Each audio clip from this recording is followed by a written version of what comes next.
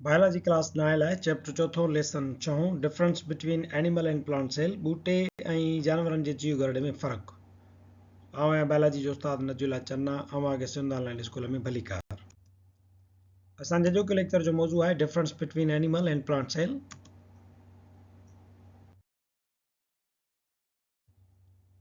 Animal ऐं plant cell जेको जीव गरड़ा आहिनि ॿ उन्हनि जे विच में असां फ़र्क़ु ॾिसंदासीं। इहो असांजा जेके 5 किंगडम सिस्टम आहे उन खां अॻु जेको किंगडम्स जेके ठहिया हुया उहे बुनियादी तौर ते ॿ ई ठहिया हुया, हिकिड़ो किंगडम एनिमल आहे ऐं ॿियो किंगडम प्लांट आहे। त इन्हनि सभिनी जानदारनि खे 2 ग्रुपनि में विरायो वियो हुयो। उन खां पोइ ते असां चैप्टर 3 में पढ़ियोसीं त इन्हनि वरी जानदारनि में मुख़्तलिफ़ जेके आहिनि फ़र्क़ु जीअं जीअं अॻियां ईंदा विया त उन्हनि खे मुख़्तलिफ़ किंगडम्स में विरायो वियो तव्हांजो जेके आहिनि उहे सभई जानदार 5 किंगडम्स में हाणे विरायल आहिनि ऐं उन्हनि 5 किंगडम्स में हिकिड़ो किंगडम आहे असांजो किंगडम एनिमल आहे, ॿियो आहे किंगडम प्लांट आहे।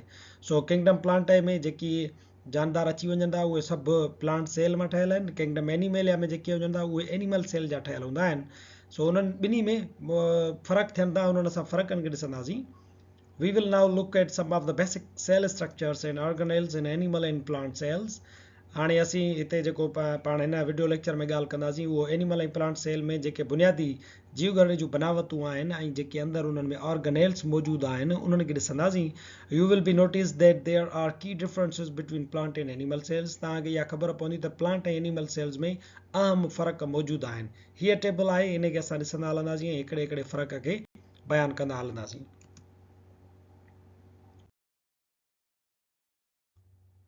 हेॾा असांजो एनिमल सेल्स आहिनि, हेॾा आहिनि प्लांट सेल्स। सो पहिरियों जेको फ़र्क़ु आहे हिननि में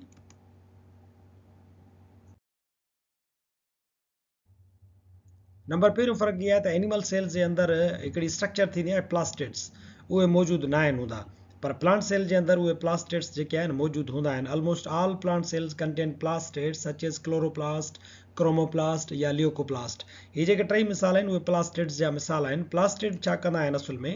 Plastids are double membrane organelles which are found in the cells of plants and algae.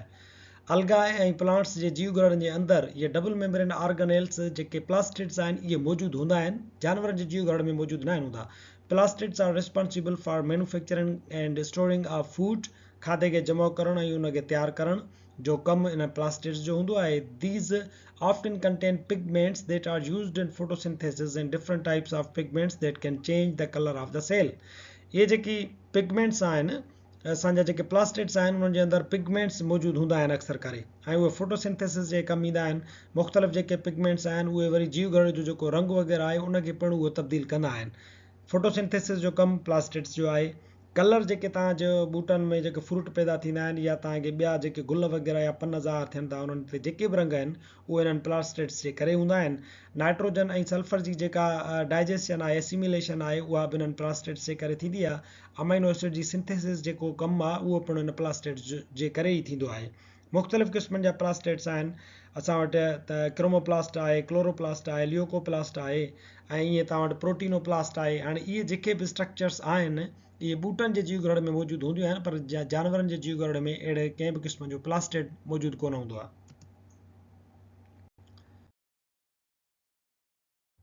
ॿियो मेन फ़र्क़ु त इहा आहे जेको 6 जी साइंस खां वठी तव्हां पढ़ंदा आया आहियो त जानवरनि जे जीव गरड़ में सेल वाल मौजूदु कोन हूंदी आहे ऐं जेके ॿूटनि जा जीव गरड़ा थींदा आहिनि उन्हनि में सेल मेम्ब्रेन मौजूदु हूंदी आहे। उन जे ॿाहिरां सेल वाल जी स्ट्रक्चर मौजूदु हूंदी आहे जेका रिजिड हूंदी आहे, टफ क़िस्म जी हिकिड़ी स्ट्रक्चर हूंदी आहे ऐं सेल्यूलोज़ जी उहा ठहियलु हूंदी आहे।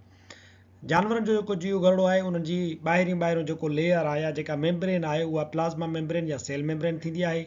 ॿूटनि जे अंदरि ॿाहिरियों जेको लेयर आहे आख़िरी मेम्ब्रेन आहे उहो उनखे असीं सेल वाल छॾींदा आहियूं।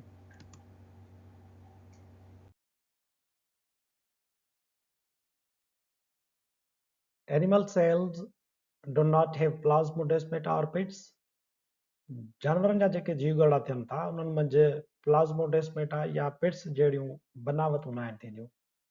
प्लाज़्मोडेस्माटा या पिट्स जहिड़ियूं जेके बनावतूं आहिनि उहे ॿूटनि जे अंदरि मौजूदु हूंदियूं आहिनि। मिसाल जे तौर ते हीअ तव्हांखे जेके जंक्शन्स नज़र अचनि थियूं, जेकी कनेक्शन्स नज़र अचनि था, इहे पिट्स जा मिसाल आहिनि। हाणे इन्हनि जे ज़रिए ॿूटनि जा जेके जीव गरड़ा आहिनि उहे हिक ॿिए सां पाणीअ जी रसद, पाणीअ जी मटा सटा जेका आहे उहा इन्हनि जे ज़रिए कंदा आहिनि। जॾहिं त वरी जेके प्लाज़्मोडेस्माटा थियनि था उहे वरी जीव गरड़नि खे कनेक्ट करे रखण जो कमु कंदा आहिनि। हाणे इहे स्ट्रक्चर्स जेके आहिनि ॿूटनि जे अंदरि मौजूदु थियनि थियूं, छो त उन्हनि खे सेल वाल हूंदी आहे, उन सेल वाल मंझि इहे थियनि था। पर जानवरनि जे जीव घरड़े में इन्हनि प्लास्मोडेस्मेटा या पिट्स जी जॻह ते हिकिड़ियूं ख़ासि क़िस्म जूं जंक्शन्स थींदियूं आहिनि, जिन खे असां गेप जंक्शन्स चवंदा आहियूं। थोरा गेप थींदा आहिनि, उन्हनि जे करे उहे जानवरनि जा जीव घड़ा उतां आयन्स या ॿियो को फ्लूइड आहे या अहिड़े क़िस्म जा ॿिया मादा थियनि था, उन्हनि जी उहे हिक ॿिए सां मटा सटा कंदा रहंदा आहिनि। सो एनिमल्स जे अंदरि प्लास्मोडेस्मेटा या पिट्स न थींदा आहिनि, पर गेप जंक्शन्स थींदा आहिनि। जॾहिं त ॿूटनि जे अंदरि उन्हनि जे जीव घरड़े जे अंदरि प्लास्मोडेस्मेटा ऐं पिट्स जहिड़ियूं बनावटूं मौजूदु हूंदियूं आहिनि। जानवरनि जे जीव घरड़े जे बारे में तव्हां इहो बि पढ़ंदा आया आहियो त उन जे अंदरि जेके वैक्यूल्स थींदा आहिनि उहे तइदाद में थोरा सवाया थींदा आहिनि, पर उहे वरी पंहिंजे क़द बुत में नंढड़ा थींदा आहिनि। जॾहिं त जानवर जेको ॿूटनि जो जीव घरड़ो आहे उन जे अंदरि वैक्यूल जेके आहिनि उहे थींदा थोरा आहिनि, हिकु या ॿ थींदो, पर उहे तमामु वॾा थींदा आहिनि। Large central vacuole filled with cell sap in mature sales, जेकी जीव घरड़ा वॾा थी वेंदा आहिनि उन्हनि जे अंदरि सेंट्रल वैक्यूल थींदो आहे, विच ते थींदो आहे, ऐं उहो जो वॾो थींदो आहे त छा कंदो आहे त मर्कज़ खे हटाए ऐं उनखे पासे ते करे छॾींदो आहे। हिते वरी जानवरनि जे जीव घरड़े में जेको मर्कज़ थींदो आहे या न्यूक्लियस थींदो आहे उहो पाण सेंट्रल पोज़ीशन ते हूंदो आहे, जॾहिं त जेके वैक्यूल आहिनि उहे साइडुनि ते मौजूदु हूंदा आहिनि हेॾां होॾां। ऐं हिते जेको ॿूटनि जो जीव घरड़ो आहे उहो फिल्ड थियल हूंदो आहे सेल सेप सां, हिकिड़े क़िस्म जो सॉल्यूशन हूंदो आहे, उहो हुन जे अंदरि मौजूदु हूंदो आहे, जंहिंमें खाधे पीते जूं शयूं जेके आहिनि सेल जूं उहे हिते मौजूदु हूंदियूं आहिनि सभई।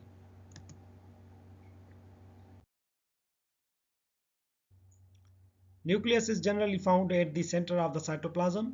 जानवरनि जे जीव घरड़े में न्यूक्लियस जेको आहे तव्हांखे साइटोप्लाज्म जे विच ते मिलंदो, जॾहिं त वरी ॿूटनि जे जीव घरड़े जे अंदरि nucleus is found near the edge or periphery of the mature cell. जीव घरड़ो जेको ॿूटनि जे अंदरि मैच्योर सेल थिए थो, उन जे अंदरि तव्हांखे जेको मर्कज़ आहे उहो तव्हांखे साइड ते मिलंदो, पेरीफ्री ते मिलंदो, छो त हीउ तव्हांजो जेको हिन जो वैक्यूल आहे उहो तमामु वॾो थींदो आहे ऐं उहो ख़ासि जॻह विलारींदो आहे, भरियल हूंदो आहे सेल सेप सां, इन जे करे उहो मर्कज़ खे साइड ते करे छॾींदो आहे।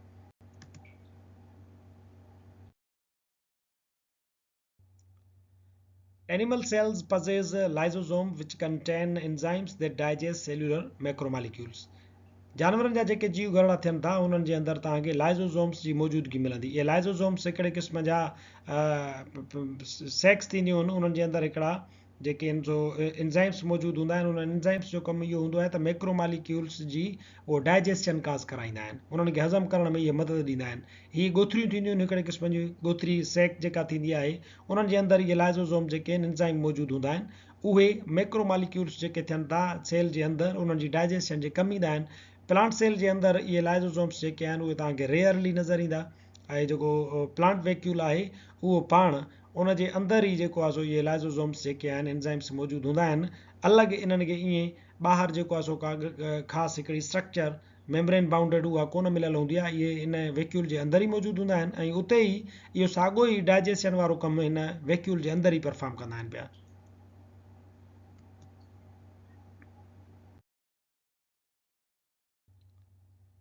Animal cells contain these cylindrical structures that organize the assembly of microtubule during cell division. जानवरनि जा जेके जीव घरड़ा थियनि था उन्हनि में सिलेंड्रिकल टाइप अहिड़े क़िस्म जूं जिन खे सेंट्रियोल असां सॾूं था, इहे तव्हांखे सिलेंड्रिकल टाइप स्ट्रक्चर्स नज़र ईंदियूं। इहे एनिमल जेको जीव घरड़ो थिए थो उन जे अंदरि इहे मौजूदु हूंदियूं आहिनि। इन्हनि जो कमु छा थींदो आहे त सेल डिवीजन जे वक़्तु इहे हिकिड़े क़िस्म जूं माइक्रोट्यूब्यूल जेके स्ट्रक्चर्स आहिनि, हेयर लाइक स्ट्रक्चर्स आहिनि, इहे इन्हनि मां पैदा थींदियूं आहिनि, ऐं उहे सेल डिवीजन जे वक़्तु छा कंदियूं आहिनि त क्रोमोज़ोम्स खे इहे डिवाइड कंदियूं आहिनि। हाणे ॾिसो त हिकिड़ो हेॾां इहो हेयर लाइक स्ट्रक्चर माइक्रोट्यूब्यूल आयो आहे, हेॾां ॿियो आयो आहे, उन्हनि क्रोमोज़ोम्स खे अलॻि अलॻि डायरेक्शन्स में छिकणु शुरू कयो आहे। सेल जीअं डिवाइड थींदो त क्रोमोज़ोम्स अधु होॾे हलिया वेंदा, अधु होॾे हलिया वेंदा, ऐं उन्हनि क्रोमोज़ोम्स जी पिणु उहा डिवीजन थी वेंदी आहे। प्लांट सेल जे अंदरि ख़ासि तौर ते तव्हांखे सेंट्रियोल कोन मिलंदा, पर उन्हनि ॿूटनि जे अंदरि जेको आहे सो इहे जेके माइक्रोट्यूब्यूल स्ट्रक्चर्स आहिनि इहे पैदा थींदियूं आहिनि। ही जेके सेंट्रियोल्स आहिनि इहे उन्हनि जे अंदरि मौजूदु कोन हूंदा आहिनि। The centriole is concerned with the cell division. Centriole जेको आहे असांजो उहो सेल डिवीजन सां गॾियल हिकिड़ी शइ आहे। They help in the formation of spindle fibers that separate the chromosomes during the cell cycle. Cell cycle जेका थींदी आहे, सेल जो जेको डिवीजन थींदो आहे माइटोसिस या मियोसिस, उन जे दौरान क्रोमोसोम्स खे उहे अलॻि अलॻि करण जे जेके कमु कंदियूं आहिनि फाइबर्स, उन्हनि खे इहे फॉर्मेशन में मदद कंदा आहिनि। हिननि सेंट्रियोल्स मां उहे पैदा थींदियूं आहिनि।